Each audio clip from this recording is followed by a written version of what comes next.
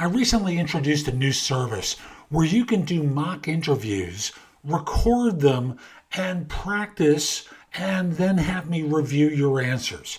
It's a service where questions are going to get thrown at you along different topics. You'll record your answers, and I'm going to give you advice about how you could do it better, or give you an atta-girl or an atta-boy afterwards. So if you go to thebiggamehunter.us/mock, that's going to take you to the site, and I do hope you find it helpful. It has helped a bunch of people. Now, let's get going.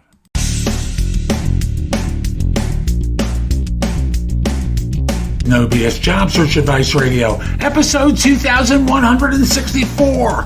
I'm Jeff Altman, the Big Game Hunter, and welcome to listening to a Happy Man Talk. You know, last Friday afternoon, my wife came home for 10 days. She's been away for 6 freaking months, taking care of her sister, who's a long-haul COVID person going through depression.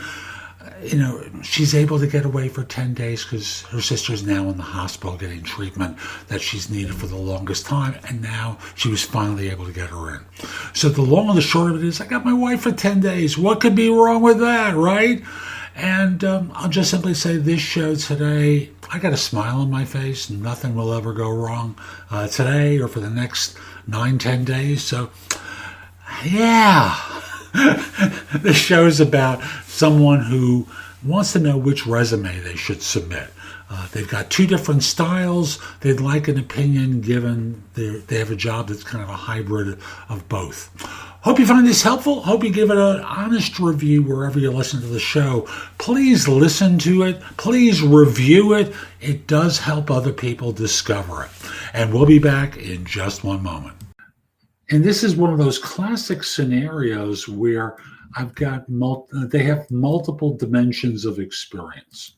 So they said, if I'm applying for a job where I'd be using both artistic and administrative experience, and I usually have different resumes for both, since the jobs I apply to are usually either one or the other, do I submit the artist and regular resume, or do I condense them somehow?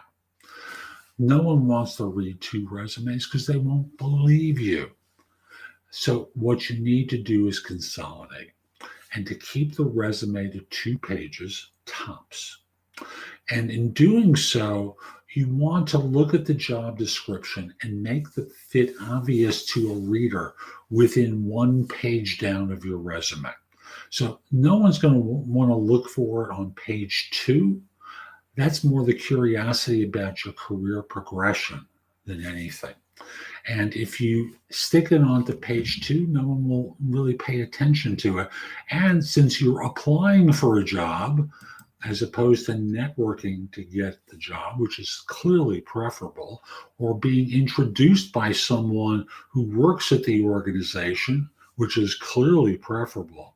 Once you're applying for a job, you need to make the fit obvious within 1 page down, because otherwise the applicant tracking system may not detect the experience. These systems have a bias toward currency, meaning more recent experience. And thus, if it's too far down, they're not interested. And also, if you're applying for a job, make page 1 of the resume your cover letter. And thus what you're able to do, and this is if you're applying through an applicant tracking system, thus what you're able to do in making it page 1 is in effect stuff the resume with keywords, right? I'm forwarding my resume to you for the position of such and such. Let me show you how my background fits with the role.